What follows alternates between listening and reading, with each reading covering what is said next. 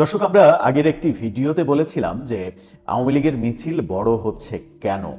সেখানে আমরা বিভিন্ন পয়েন্ট উল্লেখ করে, বিভিন্ন বাস্তবতা উল্লেখ করে বলেছিলাম যে এনসিপির একাধিক নেতা নাকি আওয়ামী লীগের সঙ্গে বিভিন্ন ধরনের সমঝোতা করেছে টাকার বিনিময়ে।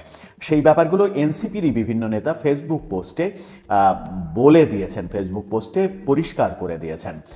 এরকম বাস্তবতার পরে এবার সাংবাদিক জুলকারনাইন শাহের তার ফেসবুক পোস্টে একটা ব্যাপার উল্লেখ করলেন যে আওয়ামী লীগের যে মিছিল হচ্ছে, আওয়ামী লীগের মিছিল যে বড় হচ্ছে, দিন দিন আওয়ামী লীগের মিছিলে জনসমাবেশ আরও বাড়ছে, সেটার জন্য একটা বড় কারণ দায়ী এবং সেটার জন্য তিনি সরকারকেই দোষারোপ করলেন।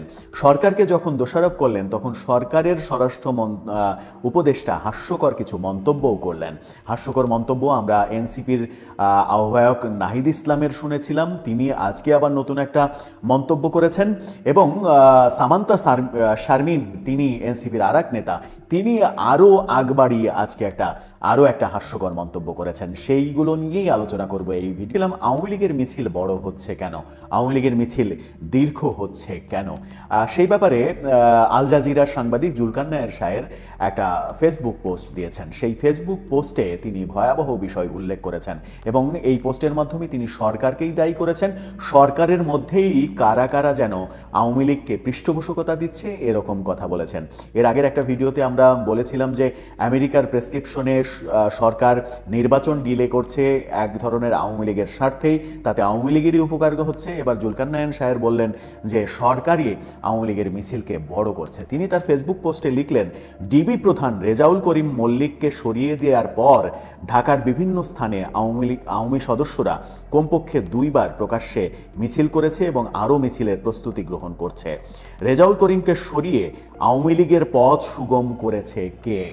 অর্থাৎ ডিবি প্রধান রেজাউল করিম মল্লিককে সরিয়ে দেওয়ার পরেই আওয়ামী লীগের মিছিল দীর্ঘ হচ্ছে, পুলিশের নজরদারি নেই, এমনটা বলার চেষ্টা করেছেন। তাহলে সরকারের মধ্যেই কি আওয়ামী লীগের অংশটা বেশ কার্যকর হয়েছে, অনেক বেশি কাজকাম শুরু করে দিয়েছে এবং বিভিন্ন সূত্র বলছে এখন পর্যন্ত ডিবি প্রধান হিসেবে কাউকে নিয়োগ দেয়া হয়নি।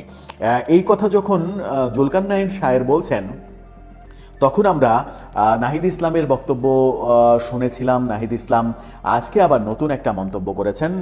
সরকারের সঙ্গে মিটিংয়ে যে সংস্কার কমিশনের সঙ্গে সেই মিটিংয়ে তিনি মন্তব্য করেছেন যে একটি দলকে সরিয়ে আরেকটি দলকে বসাতে গণ অভ্যুত্থান হয়নি। এর আগে তিনি মন্তব্য করেছিলেন যে প্রশাসন বিএনপির হয়ে কাজ করছে, মাঠ প্রশাসন পুরোটাই বিএনপির হয়ে গেছে, এই মুহূর্তে এদেরকে রেখে সুষ্ঠু নিরপেক্ষ নির্বাচন সম্ভব নয় এবং সেই নির্বাচনে তারা অংশগ্রহণ করবে কিনা সেটাও তাদের ভাবতে হবে। এবার আরও এক ধাপ এগিয়ে এনসিপির আর এক নেত্রী সামান্তা শারমিন, তিনি বললেন যে পুরো সরকারটাই বিএনপি হয়ে গেছে। প্রশাসনকে বলেছিলেন নাহিদ ইসলাম যে প্রশাসন বিএনপি হয়ে গেছে, এবার সামান্তা শারমিন তিনি বললেন যে পুরো সরকারটাই বিএনপি হয়ে গেছে। তিনি বললেন আমাদের নেতাকর্মীদের উপরে হামলা হচ্ছে, তাদের বাড়িঘরে হামলা হচ্ছে। হামলা যে হচ্ছে এটা ঠিক, বিএনপির লোকজন, বিএনপির সঙ্গে এনসিপির নেতাকর্মীদের সংঘর্ষের ঘটনা দেশে প্রায় প্রতিদিনই একাধিক ঘটনা আমরা শুনছি, দেখছি। সামাজিক যোগাযোগ মূল গণমাধ্যমে খুব একটা খবর হচ্ছে না, কিন্তু সামাজিক যোগাযোগ মাধ্যমে সেগুলোর ভিডিও ফুটেজ চলে আসছে।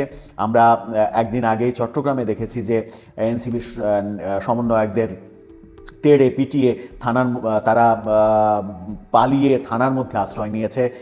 তারপর বিএনপির লোকজন থানা আক্রমণের চেষ্টা করেছে, মাঝখানে পুলিশ দাঁড়িয়েছে, পুলিশ তাদেরকে রক্ষা করেছে এবং বিএনপি দাবি করেছে হয় আমাদের ভিতরে ঢুকতে দেন, তা না হলে তাদেরকে বের করে দেন।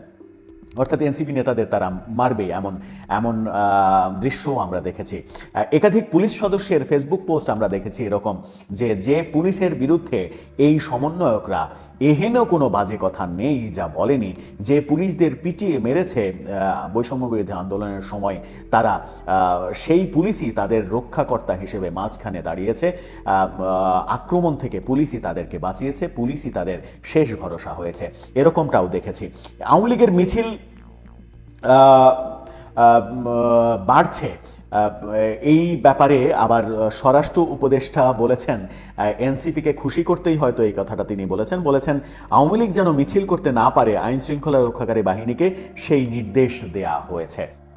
অর্থাৎ আওয়ামী লীগকে আর মিছিল করতে দেওয়া হবে না, আইন শৃঙ্খলা রক্ষাকারী বাহিনীকে নির্দেশ দিয়েছেন এবং এটাও বলেছেন পুলিশ যদি এই ব্যাপারে গাফিলতি করে তাহলে তাদের চাকরি থাকবে না।